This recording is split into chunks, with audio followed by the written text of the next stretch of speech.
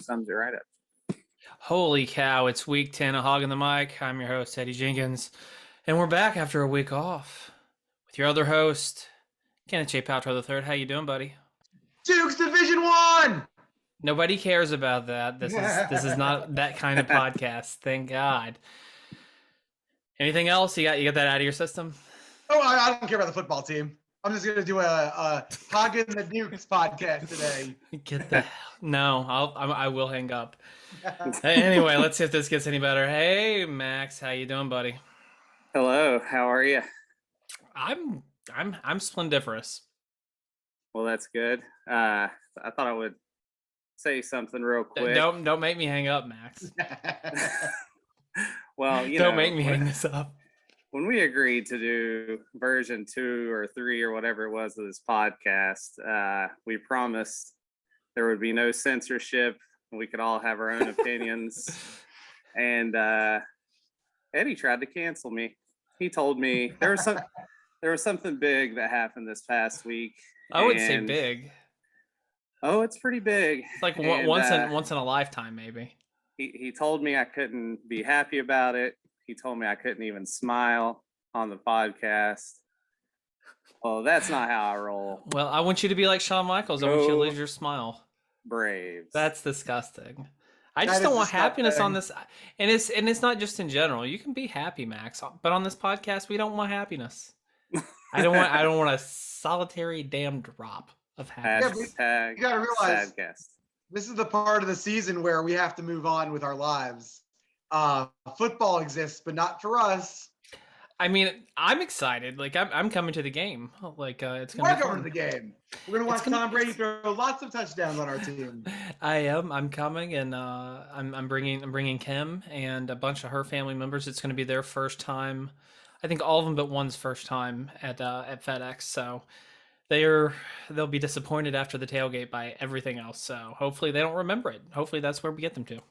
That's a great time though. Like popping their Washington cherry. Like I remember taking my sister to her first game. Like, I mean, she still talks about it to this day. Like just how amazing of an experience that is. Like we won that game, which made it a lot better. But they'll still have a good time.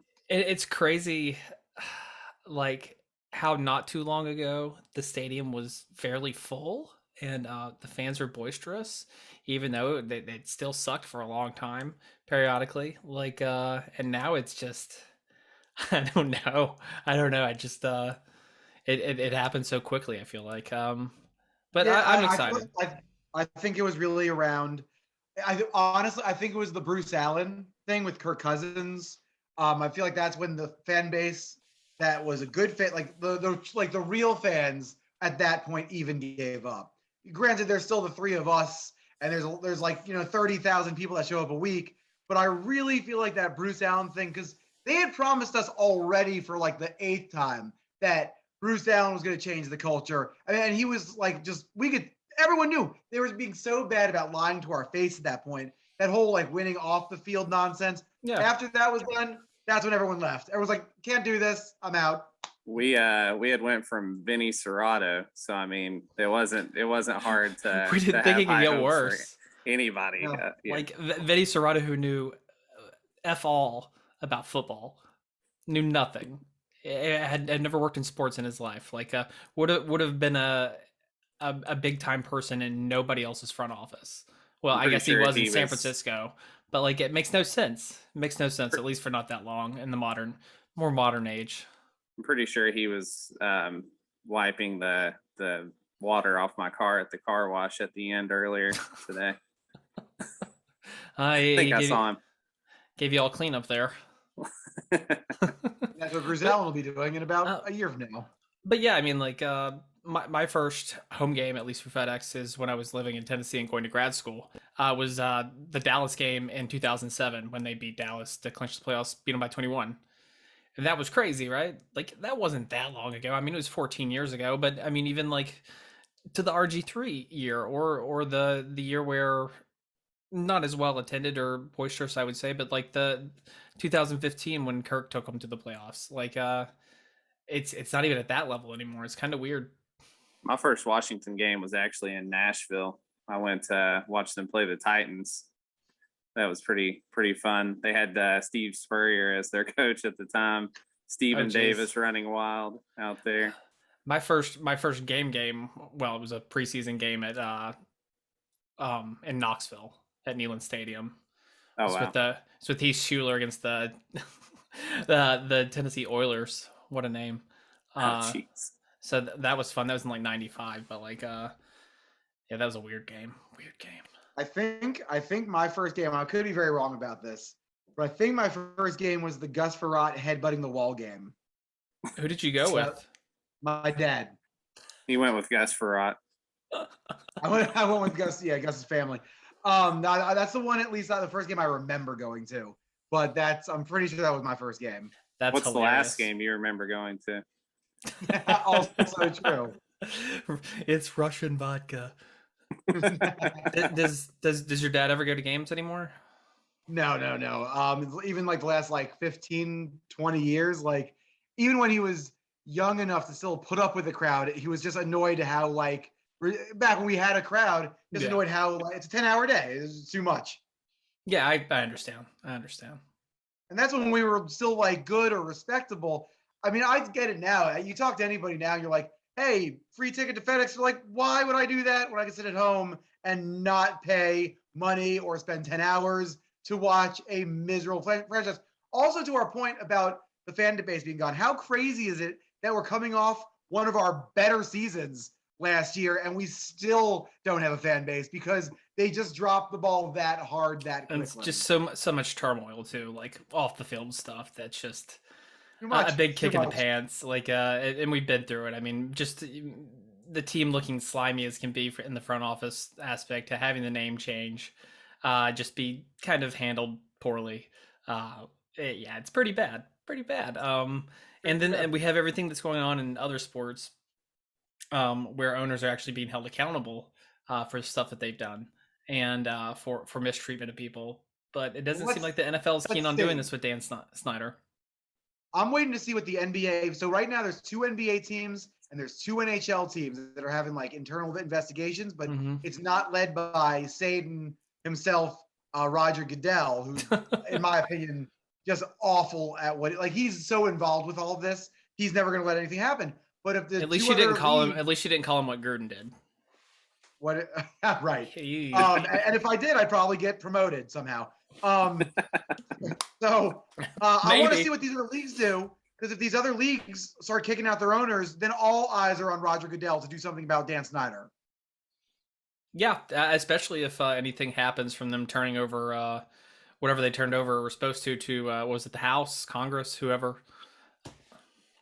Yeah. But my opinion, I think this goes as deep as, we're talking about billionaires and multimillionaires and guys in positions of power that you and I could never imagine.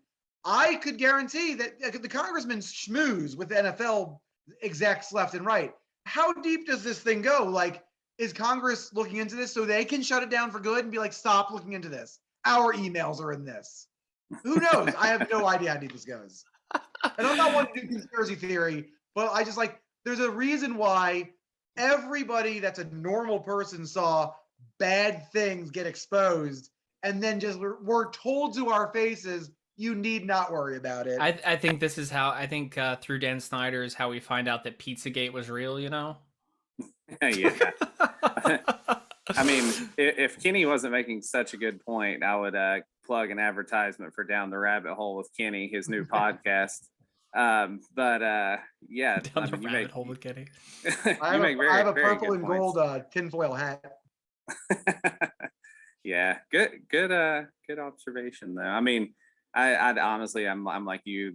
They're billionaires, millionaires, whatever. Me and you couldn't get away with what they're going to get away with the slap on the hand. We'd be raked over the coals, and we'd be in prison. Yeah, exactly. We've been in prison for a long time. I mean, that's the most interesting thing going on right now with this team. Because I mean, here you are at the halfway point, and they're dead in the water. They're going nowhere. They're making bad mistakes. The defense has not gotten any better. They are who They're they are. So at least the drama is interesting, I suppose. At They're least making I'm daily. gonna say this, Eddie. I agree with you 10,000%, but I'm gonna say this. I'm not gonna agree against what you're saying, but if we had done a podcast at this time last year, we would be saying the exact same things, and then they turned it around 9 games into their season. I don't see it happening again. In fact, there are a lot more red flags this year. But like dead in the water, probably. Am I going to write off the season yet? I mean, mentally I have, and emotionally I have. I'm always a guy that says like, you never write off the season until you're mathematically eliminated. But also, we are a dead fish right now. We're just a lifeless, blurby fish. Blurby. Is Yeah. is that a new one? Did you just coin a new? That's Okay, hashtag I have our blurby. blurby. I have a feeling that Tom Brady's sharpening up his sushi knife, getting ready to make us into a nice sushi roll. But you're right. I mean, we could get spark a little Fitz magic and turn some things around. I don't see us going on to win the division at this point, but you never know. Crazier Fitz things hasn't have been happened. practicing though.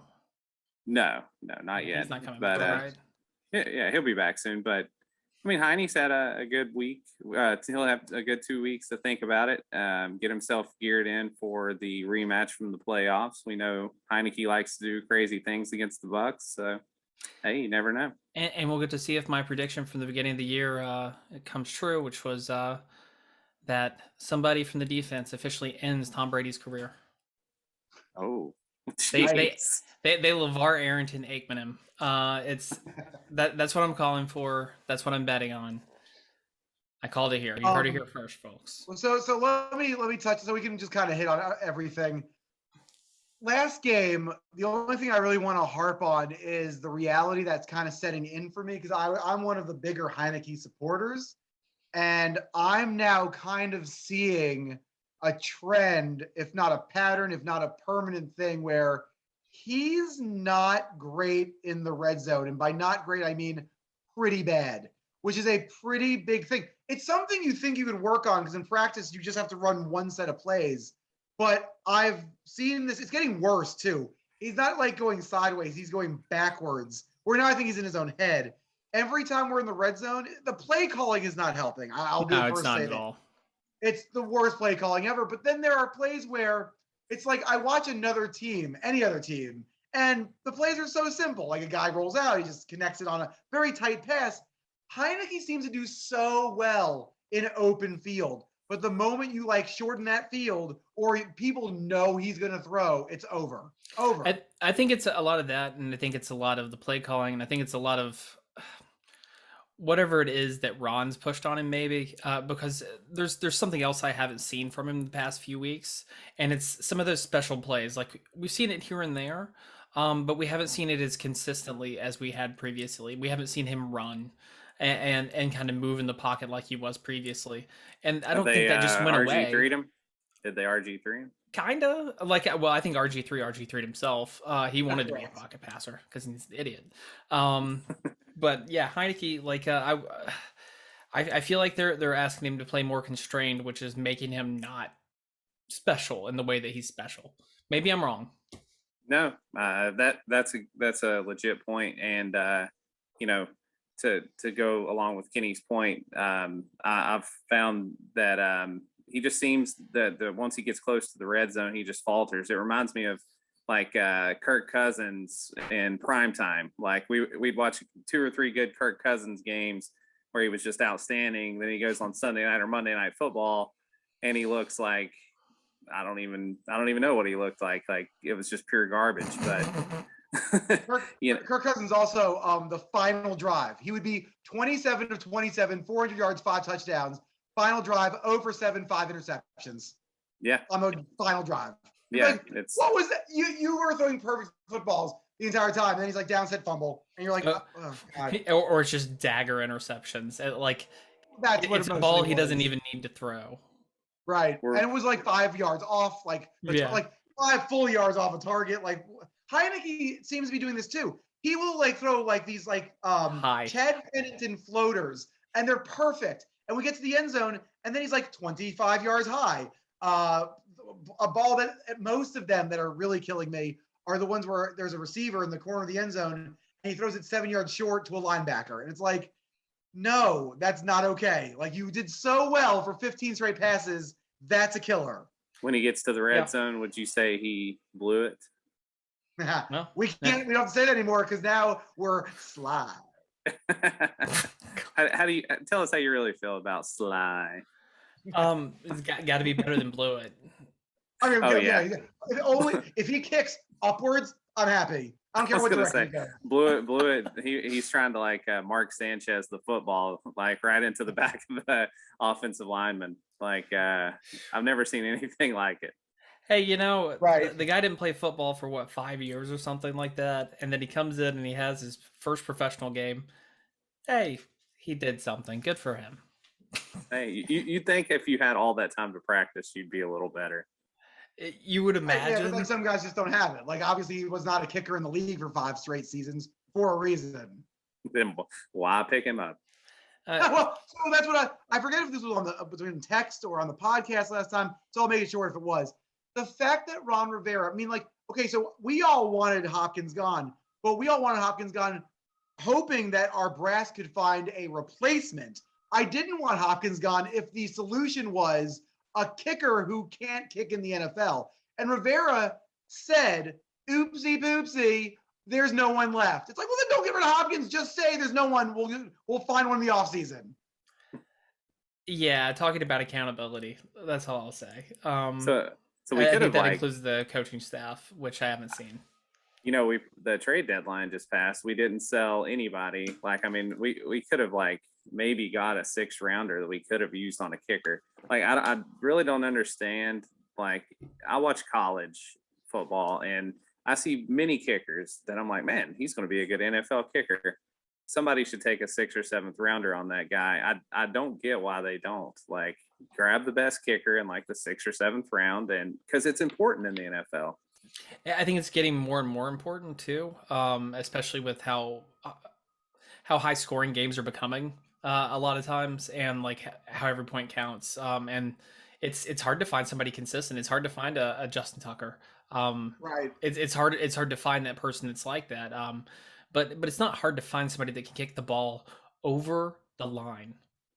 Yeah. Well, I mean, and that's what I'm worried about with Ron. Like, I think that was just who's doing the evaluation. It's like quarterbacks. I mean, honestly, it's like quarterbacks. It takes a while to find the one that's going to be on your team and do it right for a long time. But like, you got to keep trying. Like, we stuck with Hopkins way too long, and we got to the point where there's nobody to kick. Yeah, well, I mean, that's just a microcosm of all the failures of this team and everything going on with it. Like, I want Nick Rose back. Oh God. What are you giving here? Hear about hear about at the halfway point. What are you giving just Ron Rivera and the coaching staff as a grade right now? Is this 2021 season only, or the whole apple? I think the whole apple accounts for especially a coach. Because you know where they've been and you know what they're doing. Because you got to have the whole history there. That's definitely 2 different grades. Yeah, well, I want the full grade. I want the grade for just both of them together. The full grade right now with Rivera and myself, D+. Okay. I was actually right about that same point. Like, everything he did last year was like, by the end of the year, it was approaching an A. And then everything he's done this year is like approaching like an F-. So I was going to say C- in the overall picture. I'm going to go with D+. Like, there's some things that have been very bothersome and kind of startling that I didn't expect from him. The kicker thing is one of those. And seeing him do that really throws everything off from last year. And I've not seen a team that's like been very. I don't know if the culture's changed. I don't know if they're disciplined at all. They don't feel like it. They don't seem like it. And I thought that's what he was changing. I mean, a lot of these players are younger. A lot of them weren't with Gruden for all that long. And I'm not seeing things get better. So I'm a little worried about that. So we'll see where it goes. So that's my thing. So I want to give Rivera all of next season. Yeah, you give him a third year. We're 0-10. I don't even want to talk about firing him because there's no point. But he's saying it's going to take 4 to 5 years. Okay, but which is what Shanahan said too. So right. Also, to me, that sounds like an excuse of like, whoa, we're going to be bad for 3 to 4 years. Make us better now. Like, I don't care. We were at one point last year where the three of us almost cracked a smile because of our football team. And we have gone backwards. We've gone backwards. Not like we haven't stalled. We're going in the wrong direction. We've flipped the car around. We're driving that way. If you could go backwards in time, if you could split the multiverse, would you have them lose last year, and have them not go to the playoffs? No. And have a higher draft pick? No. Always win when you can win, because we had a higher draft pick. This is my whole thing last year. Especially knowing us, we're picking Chris Blewett in the first round. Yeah. No, I mean, could have had one of those quarterbacks if they hadn't made the playoffs. Hindsight's 2020. Like it's legit 2020. Like, yeah, we could have had Micah Parsons instead of Jamin Davis, but it didn't happen. And I mean, we enjoyed the hell out of that playoff game last year. It's a feeling like no other when they're in the playoffs. Like when they fall short, it sucks. It does. Like it's just one of those things you look back on and you're like, Plus, like the reason, so we this is why I also don't like the Ron Rivera excuse. So let's say that we didn't win the division and we had an easier schedule by 3 games, mind you. That doesn't make us a playoff team this year. You're not going, man, we are 3 easy teams away from making the playoffs and going to the Super Bowl. We're 3 teams away from getting 3 disappointing losses. Hey, you get better when you play the better teams too. You know, it's like you got the opportunity to play the top-notch, Aaron Rodgers. They haven't gotten better. Hey, we'll see next year. Like this year is going to be, we're seeing what's happening this year. It's a lot of learning, and we'll see next year what it turns into. Like we pointed out last week, Mr. Ronald Eugene Rivera likes to have an every other year good record. So I think as a fan, I appreciate the harder schedule in a shitty year, because now I get to see Tom Brady at home instead of Davis Mills. I get to go see like real quarterbacks come instead of us lose to Sam Darnold, which we're probably going to do in 2 weeks anyway. Yeah, you get to see Tom Brady's end. You can buy a T-shirt, you can buy the paper, and be like, I was there when. If that happens, then I think I'm gonna put you on The Simpsons as a writer. Like and honestly, like I'm gonna go ahead and say it. Why couldn't Aaron Rodgers have been as dumb as he is a few weeks earlier, please? Right. I would have loved to call a break on that one.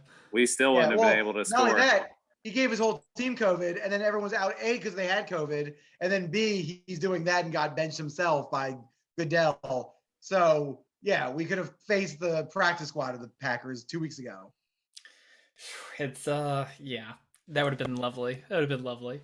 But, never catch those breaks. I don't feel like,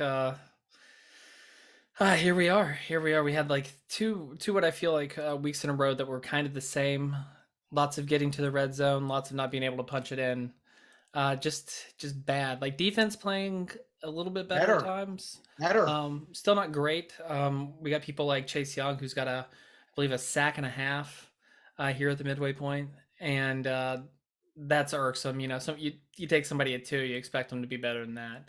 Correct. Also, Montez Sweat is now sipping through a straw for the next month. Yeah, which is great, right? I mean, our 2 guys in my opinion, the guy that's supposed to be best is now out for a month. And Young's not producing.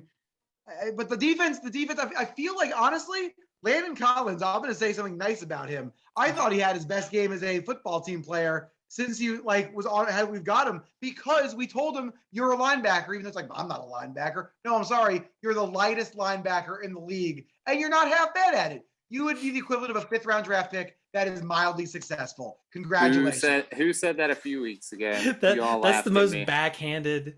That's the most backhanded compliment I've ever heard of you. Landon Collins, almost a success. That's that's the nicest thing I've ever heard Kenny say about Landon Collins. That's for Good Lord. sure. No, but it's a smart move. Like, and there was no excuse that it wasn't done sooner. Jack Del Rio's defense was just inexcusably awful for the first 8 weeks. And That's a great term. And it was inexcusably awful. Like, Well, to the point where you're not even like, oh, we're bad. It's like, this is embarrassingly bad. Too like, bad we already loading- killed Landon Collins, though. We already threw him off the boat. yeah, that's true. He had cement But shoes on. He's dead. All I did, You like, You don't want to daily know I'm throwing off fantasy- the boat this time. Sorry, Max. Go ahead. No, it's okay.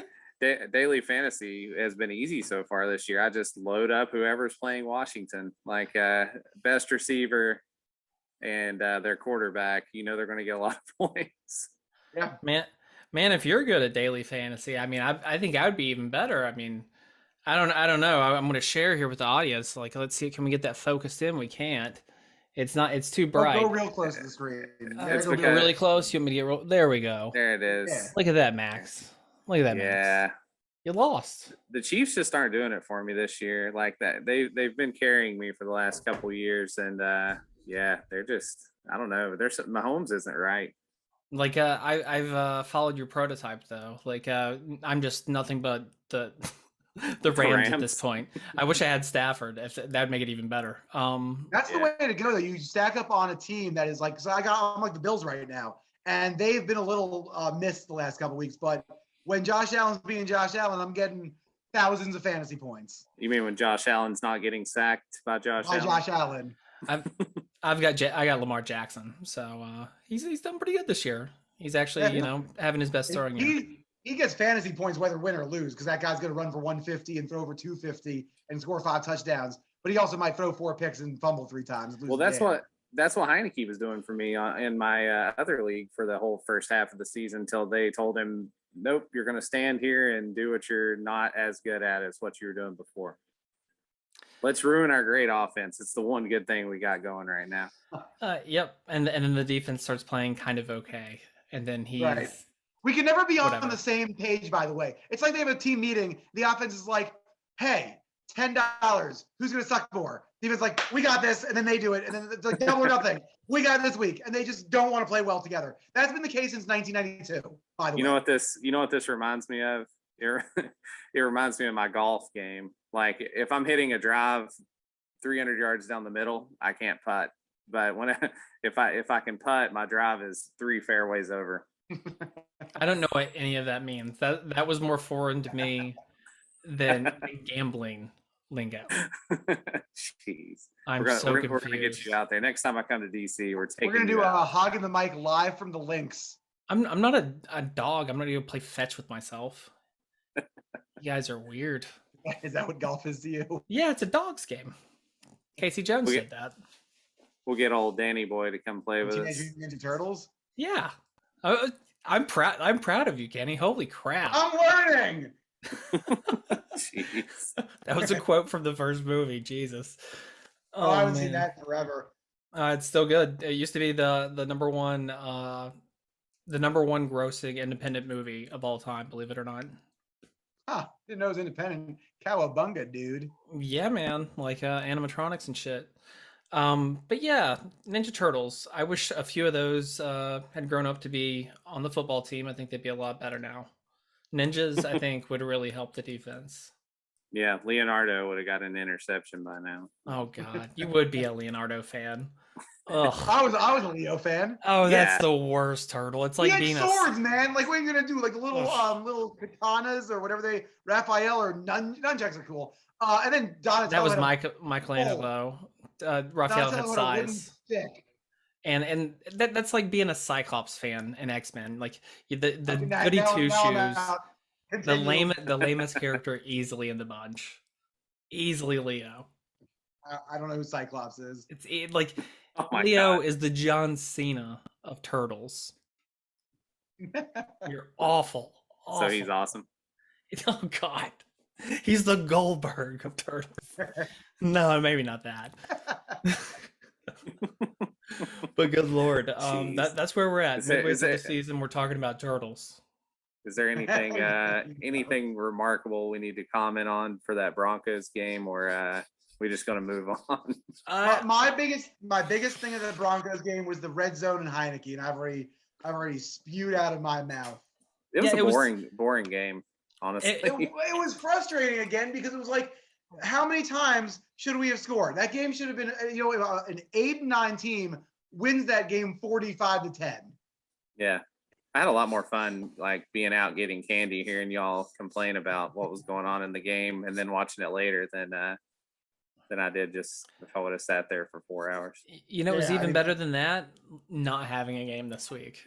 I enjoyed not thinking about it. And so many video games, caught up on some TV shows. Oh, I watch football all day, but it was nice to watch football without crying.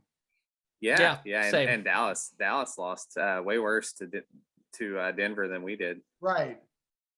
We're better than Dallas as of last Sunday. Hey, maybe we'll get right by the Dallas game. Honestly, at this point, I've thought about this. Like, all I want for the rest of the season, because I feel like hope is somewhat lost, is to beat Dallas twice and to beat the Eagles twice and to beat the Giants. So 4-0 there, and that's the rest of our wins. Yeah, great season. Yep. Yeah, I would. I think that would be one of the better finishes you could imagine. Like maybe you suck out of your division, but you take everybody out with you, especially if you like end up beating Dallas twice. Who is probably going to win probably going to get the playoffs, right? They're probably going to win the division. That's 100%. Like unless Dak just like breaks into 1,000 pieces.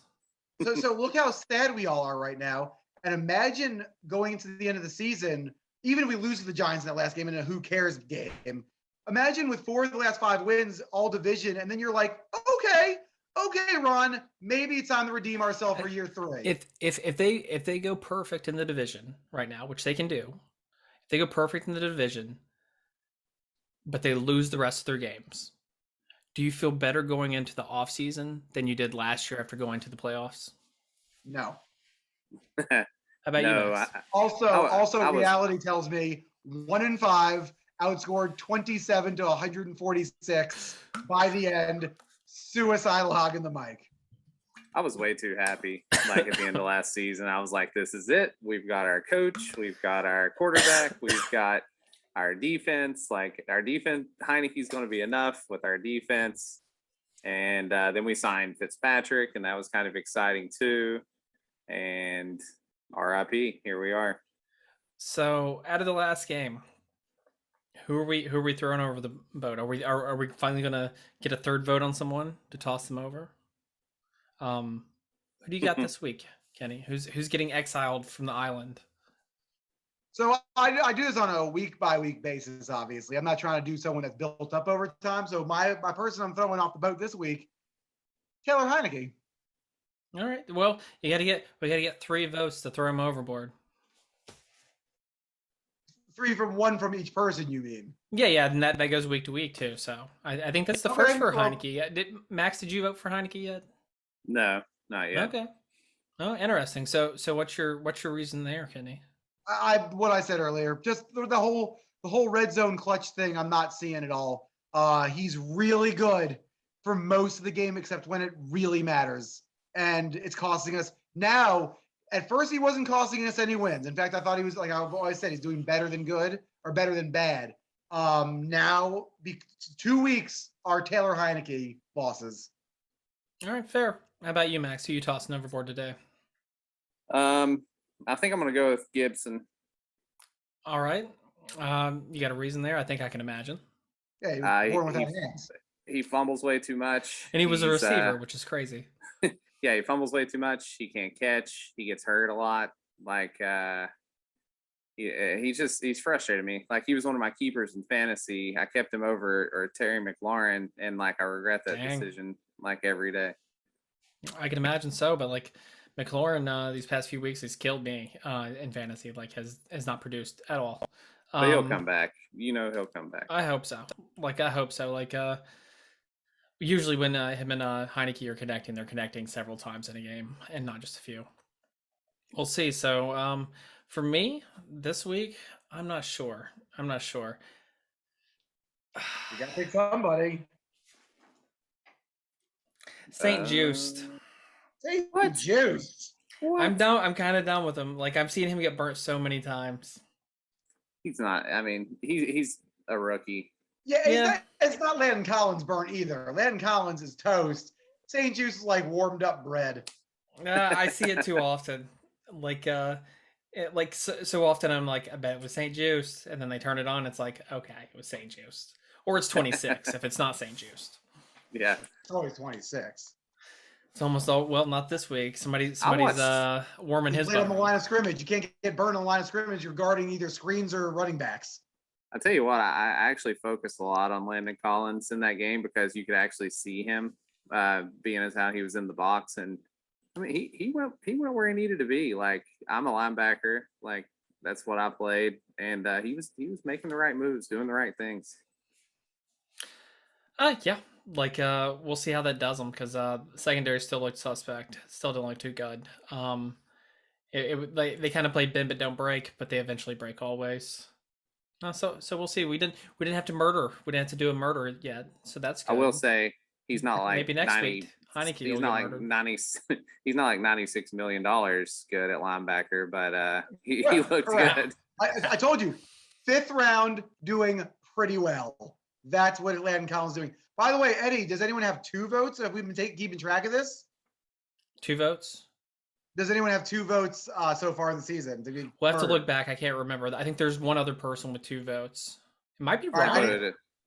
I need all of our hoggies to watch all of our episodes back to back to back to back, and then get back to us and let us know who we voted for. We don't remember. None of that exists. Max will look it up. He's the statistician here. He's Mr. Moneyball. So as soon as they find their way to Apple, I'll go back and listen through them while I'm in the truck. I really don't know what's going on there. Speaking of past things, depress me right now. We just talked about it. Max, what's our record going into this next week? Yeah, Max, please give us the record. Update us. So going into the bye week, we have sitting at the top with his first loss this last week, Kenneth J. Paltrow III at 6-1. I'll take it. Now we have the football team. That's true. You're better than the Bucs. They have 2 losses. And we have a tie for second place now. Me and Eddie are 5-2. Coming for you, Kenny. Coming for you. It's really sad that we've been able to predict that well our stupid football team. It's usually like 50-50 if you're just like going to predict a win or a loss. And we all have very good records. Yeah. I'll be honest, I thought we had a fair chance of beating Denver last week, but I didn't really think we would win. But I was like, man, I can't pick Washington to lose every single week. Maybe I should, though. Maybe I should. Me thinks that we're all going to have the same prediction for this game. We need to do prop bets at this point, I think. I know a thing. Just you do know a thing. It's like the turtles. Yeah. What turtle will interfere during this game? He's got a pizza. I hate when people are like, "What's the over/under on how bad the Bucs are going to beat Washington?" Yeah, right? Yes, all the time that happens. I'm like, that's not how that works. So just a short explanation. Over/under, say 48, means that if you want to bet over, you're thinking that the Bucs and Washington will score more points combined than 48. If you go on the under, you think they'll score less combined than 48. I want to let you know I have no idea what you just said. All you have to know is people use the term incorrectly. Over/under is a number, and then people ask open-ended questions like, over/under, are the football team going to be good this year? And you're like, that's not how that works. 5. 80-20. 80-20 would be an over score, I'm going to say. Unless you're playing basketball. I don't know what you're talking about. Never mind. Turtles. Turtles? I like Eddie turtles. And a half shell. Eddie Power. I like turtles. Jesus. All right. So here we are. But before we get to predictions, there's something even more important. Kenny, I don't know if you know what it was, but this might be the one thing that I missed over the break. I need the Max Bacon, six sizzling keys to victory, and it better be six. You better call him out each number. I got call him out each number. 6 sexy sizzling keys this week. Ooh, another S. I like that. Well, whenever Tom Brady's involved, it's sexy. Just throwing that out there. He's a handsome guy. You got to admit. I wouldn't. He's no Harrison Ford.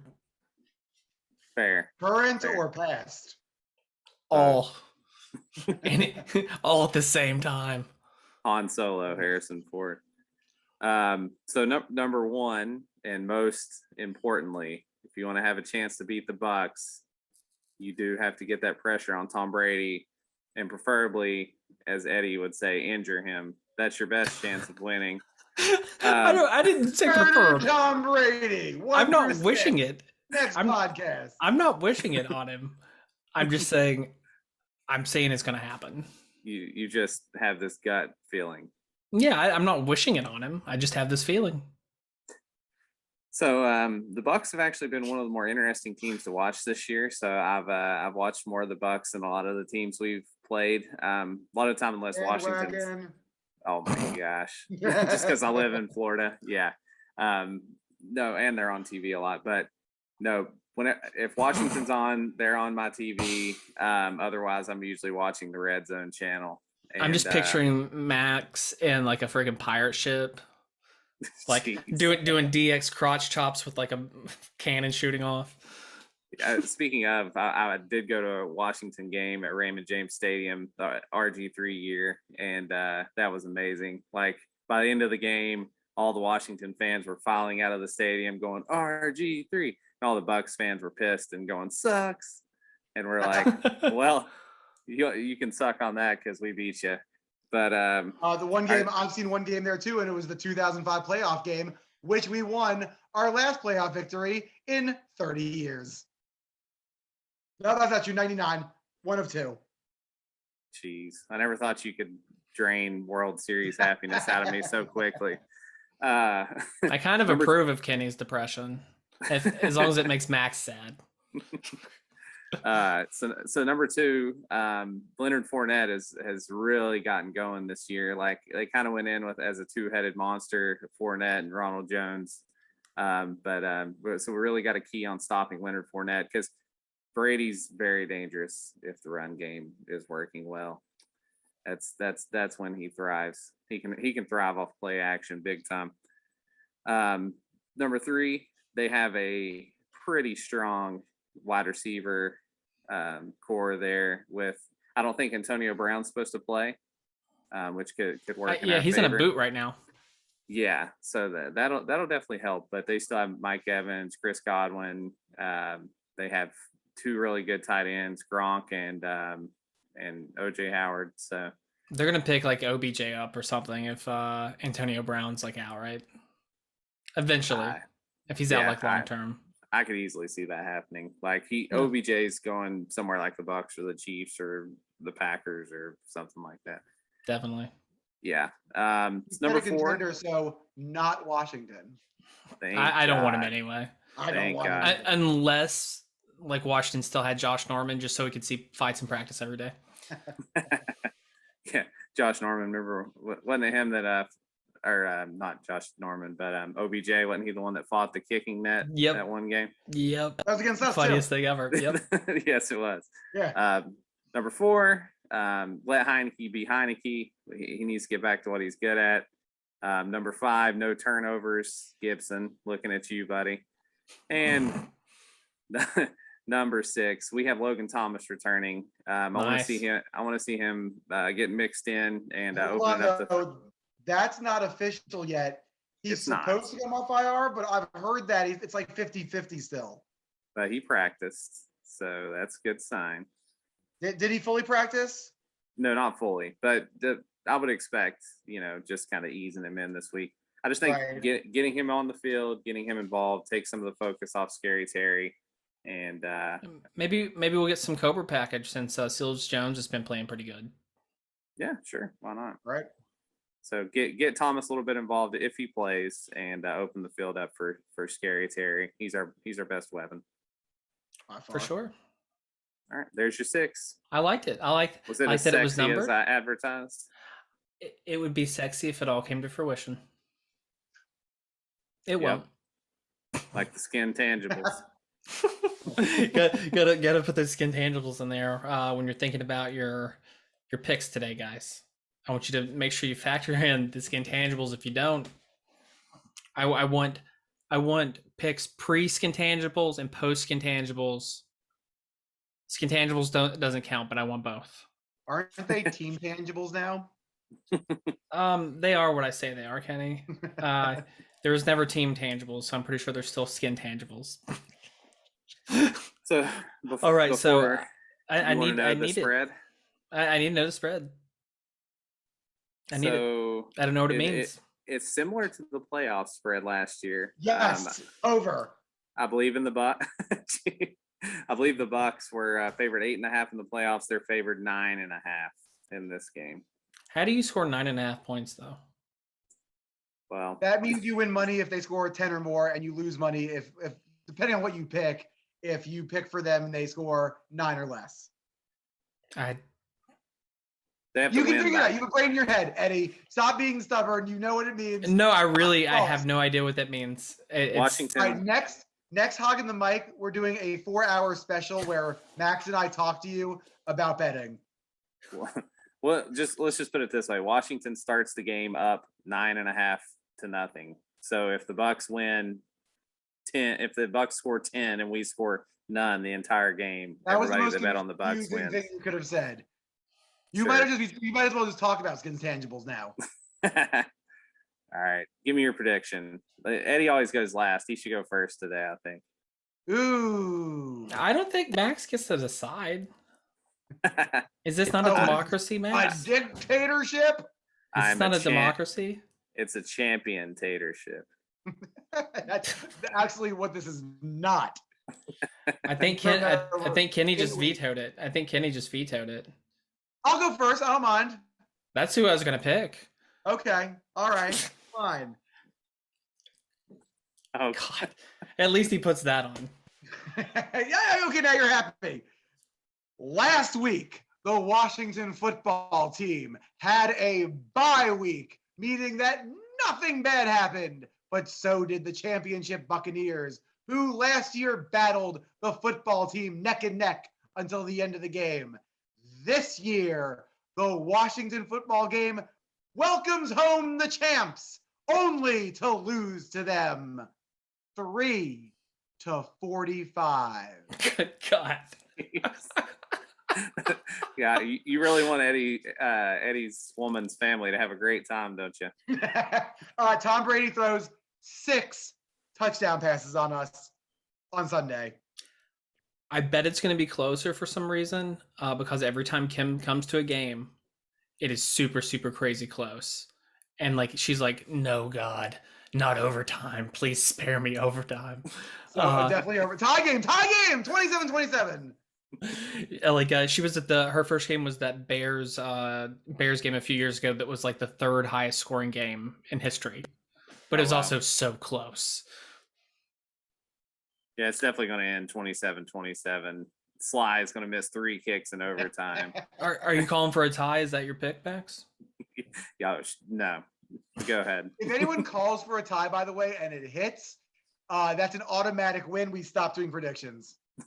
I think that works. Max, you gonna do for it? Are you gonna be ballsy? Take the loss if you call for a tie. Are you gonna be ballsy, Max? Or is that gonna be yours now? Not against the GOAT. Like he will find a way to win if we manage to get the game into overtime. So no. What do you think the score is gonna be? I think that the Buccaneers will win 31-19. Respectable. I think it's gonna be 31-10 Buccaneers. You said 31-10? Yeah. What happened to your close game thing? Yeah, I'm just telling you historically. It doesn't mean I believe in it, you know. I was just giving you a historical fact. Okay. Eddie depressed himself over the course of 10 minutes. I had 2 minutes, really, if you think about it. So what are we going to do on the podcast next week if Washington wins? We're not having one because we're all going to Los Angeles, camping there for 3 months, and then staying for the Super Bowl. What are we gonna do if my prediction comes right? If your That we do prediction, 31-10, the same thing we do every week. Shit on our team and laugh and cry. and cry. I'm going to use my tears to shine up this World Series trophy here. All right. On that note, I'm already tired of seeing you, Max. Like, I thought distance would make the heart grow fonder, and then you say stuff like that. Kenny, you got any last words? You got any, like, just one sentence, no run-ons, no compounds, just one sentence? I actually have 5 words. 5 words. That's it. Then I'm done. Ready? Sunbelt, baby! Dukes, Dukes, Dukes, Dukes, Dukes, Dukes, Dukes. That was Star Wars theme just for you, Eddie. I can appreciate that. Fake football team. Max, you got any last words there, buddy? Go to a bowl game. Go Big Orange. Yeah, beat Kentucky. What's up? All right, well, I guess that's it, guys. Here's the depression. If you happen to be, at FedEx Field this Sunday, come join us at the Extreme Skins tailgate. It's in the red zone, right next to the players' lot. You can't miss us there. You'll see a lovely gentleman making some sliders, which I hope to eat several of. Ooh, you mean some Joey sliders? What? Oh, that was a good one. That was a good kicking and hamburger joke all in one. Oh, it went.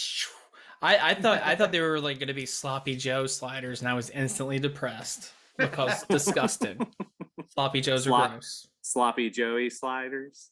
Sloppy Joes are for white trash people. That's his nickname if he makes 3 field goals this Sunday.